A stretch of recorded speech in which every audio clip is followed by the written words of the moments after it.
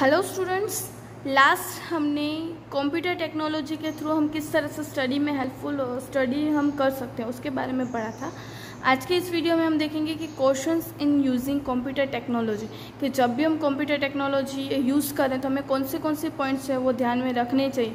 Questions means कौन सी तकेदारी हमें रखनी चाहिए कि ध्यान बोलते हैं ना कि सावचेत होना, वो सारी चीज़ें हमें किस तरह से करनी चाहिए। वो computer is an aid in studying and it does not a study material by itself. अब यहाँ पे कंप्यूटर क्या एक हमें स्टडी मटेरियल मतलब कि एक एड है कि हमें स्टडी करवाते हैं, बट वो पूरा स्टडी मटेरियल नहीं है। हमें खाली एक पर्टिकुलर टॉपिक के बारे में ही नॉलेज मिलता है। It helps to make process of studying easier and faster, but it does not replace the process of studying. कि यहाँ पे कंप्यूटर टेक्नोलॉजीज के थ्रू हमें हमारी स्टडीज़ को हम ईजिली कर सकते हैं, फास्टर कर सकते हैं, बट वो प्रोसेस ऑफ स्टडिंग को रिप्लेस नहीं कर सकते। उसमें हमें कंप्यूटर में क्या पता चलता है कि हमें किस तरह से स्टडी करना है, मतलब कि हमें जो मटेरियल चाहिए उसे हमें ईजिली मिल सकते हैं, बट प्रोसेस ऑफ लर्निंग को उसे अंडरस्टैंड करना वो किसके ऊपर है, हमारे ऊपर है। If we do not use right command in a computer we may end up losing our material. कि अगर हमने प्रॉपर कमांड नहीं रखा है कि जो हमें इंफॉर्मेशन चाहिए वो इन्फॉर्मेशन अगर हमने नहीं निकाली तो क्या होगा कि हमारा जो मटेरियल स्टडी मटेरियल उसे हम खो सकते हैं। We may also end up getting incorrect graph and data processing if we do not use the correcting formula and commands. कि अगर हम प्रॉपर फॉर्मूलाज एंड कमांड्स अगर हम यूज़ नहीं करेंगे तो उसके कारण क्या होगा कि हम हमारे ग्राफ्स जो हैं, डायग्राम्स जो उसे हम प्रॉपर नहीं बना पाएंगे। एज अ रिजल्ट हमें जो मैसेज कन्वे करना है वो मैसेज हम कन्वे नहीं कर पाएंगे। ये था क्वेश्चंस की जब भी हम कंप्यूटर टेक्नोलॉजी को यूज़ करेंगे तो कौन से पॉइंट्स है वो हमें ध्यान में रखने चाहिए। उसके बाद हमारा आज का नेक्स्ट टॉपिक है इंटरनेट टेक्नोलॉजी। इंटरनेट नाम से तो आप सब लोग बहुत ही अच्छे से वाकिफ़ होंगे कि अगर हमें कोई भी चीज़ के बारे में इंफॉर्मेशन चाहिए तो हम डिजिटली कभी भी कोई भी प्लेस से किसी भी टाइम पे हम वो इन्फॉर्मेशन को यूज़ कर सकते हैं। बट हमारे इस चैप्टर में यहाँ पे हम इंटरनेट टेक्नोलॉजी को हम हमारी स्टडी के लिए किस तरह से यूज़ करते हैं वो बताया गया है। Internet technology, internet is an another facility created by digital technologies which all of us use have from time to time. The use of internet in economics can be summarized in the following chart. कि यहाँ पे internet जो है वो digital technology उसको हम कहीं ना कहीं कोई समय पर हम यूज़ करते ही रहते हैं, और यहाँ पे इकोनॉमिकली किस तरह से यूज़ किया जाता है वो आपको दिया हुआ है।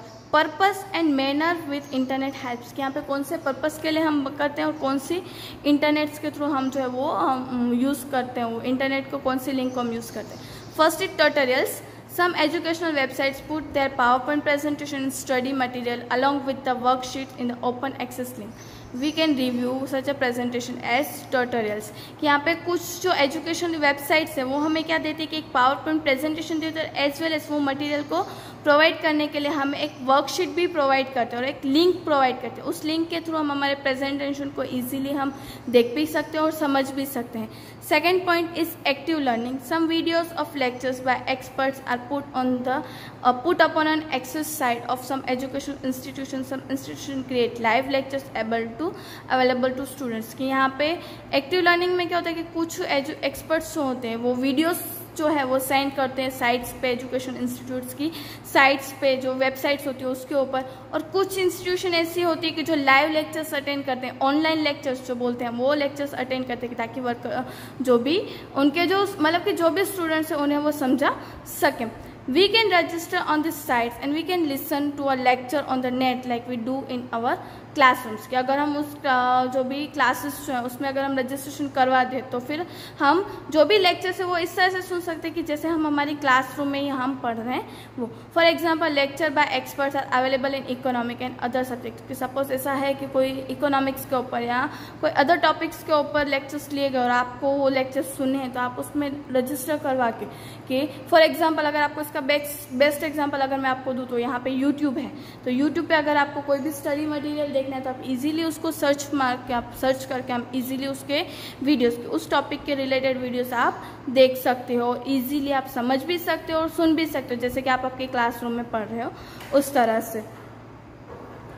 Reading material, numerous books are available online और free of cost cost for reading. यहाँ पे जैसे हम प्ले स्टोर में करते हैं कि प्ले स्टोर में आपको पता होगा कि आपके फ़ोन में जो है वो बुक्स भी आती हैं, रीड बुक्स ऑनलाइन का भी ऑप्शन आता है, तो आप इजीली उसके थ्रू जो है वो आपकी बुक्स जो है वो आप ऑनलाइन स्टडी कर सकते हो। इवन PDF के मटेरियल के रूप में भी आप जो है वो बुक को आपके डाउनलोड कर सकते हो, फिर आप रीड कर सकते हो। Some good research articles, copies of journal etcetera are also available for reading. के कुछ आर्टिकल्स अच्छे हो या कुछ नई रिसर्च हो उसके बारे में भी आप इजीली डाउनलोड करके आप उसे पढ़ सकते हो। Some articles, books, journals can be accessed by paying some annual fees to those websites. के कुछ आर्टिकल्स ऐसे हो कि जो पेइंग होते तो आप उसकी एनुअल फीस जो है वो पेमेंट करके भी आप वो मटेरियल को आप easily with the help of internet आप रीड कर सकते हो। This material are called e book and e journals की, जैसे मैंने आपको बोला कि इलेक्ट्रॉनिक बुक्स जो है ऑनलाइन बुक्स आप लर्न कर सकते हो, फिर समझ सकते हो उसे, और वो सारी चीज़ों के बारे में आप डिटेल्स भी इजीली आप ले सकते हो। जब भी हमें चाहिए वो बुक को हम रीड कर सकते हैं। Then after fourth point is information. By merely searching, we get information in universities offering degrees in economics or any other information about any. Google के थ्रू हम कोई भी यूनिवर्सिटी जो है कि जब कोई भी कोर्सेज के बारे में अगर हमें ऑफर्स मिलता है या कोई भी न्यू कोर्सेज के बारे में भी हम इजीली जो है वो इंटरनेट के थ्रू हम उसकी डिटेल्स, उसकी इंफॉर्मेशन हम ले सकते हैं। Miscellaneous, we can get codes of economics, name of reference book, etc. all on internet by using search engine. कि अगर गूगल के ऊपर अगर हम गूगल पे हम सर्च मारेंगे तो हम उसके जो भी इकोनॉमिक्स हैं या कोई भी रेफरेंस बुक के रिलेटेड थॉट्स जो हैं, कोट्स जो हैं, और एज वेल एज उस राइटर ने, उस ऑथर ने या उस इकोनॉमिस्ट ने क्या लिखा है, किस तरह से लिखा है, उसके बारे में भी हम इजीली इंफॉर्मेशन ले सकते हैं। Last point is data.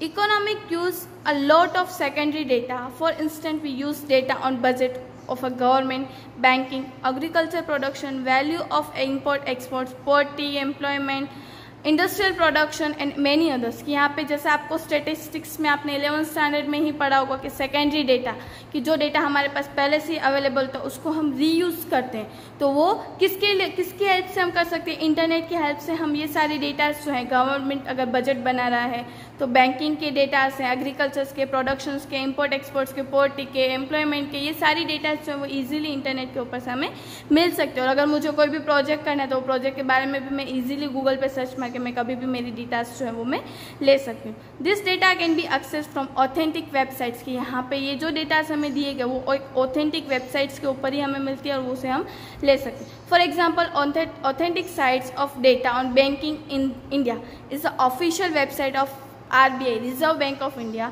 अब यहाँ पे अगर बैंक के बारे में डिटेल्स है तो ऑथेंटिक वेबसाइट किसकी होती है? रिजर्व बैंक ऑफ इंडिया की, उसके ऊपर से हमें डिटेल मिल सकती है। For import and export is the website of ministry of commerce and industries of government of India. कि अगर हमें इम्पोर्ट एक्सपोर्ट्स के बारे में इंफॉर्मेशन चाहिए तो जो मिनिस्ट्री, जो हमारे कॉमर्स एंड इंडस्ट्रीज़ का जो भी डिपार्टमेंट जो है उस डिपार्टमेंट की वेबसाइट पे ऊपर से हमें मिल सकती है। बजट रिलेटेड अगर इन्फॉर्मेशन चाहिए तो मिनिस्ट्री ऑफ फाइनेंस जो है फिर वो गवर्नमेंट की जो भी वेबसाइट है उसके ऊपर से हमें मिल सकती है।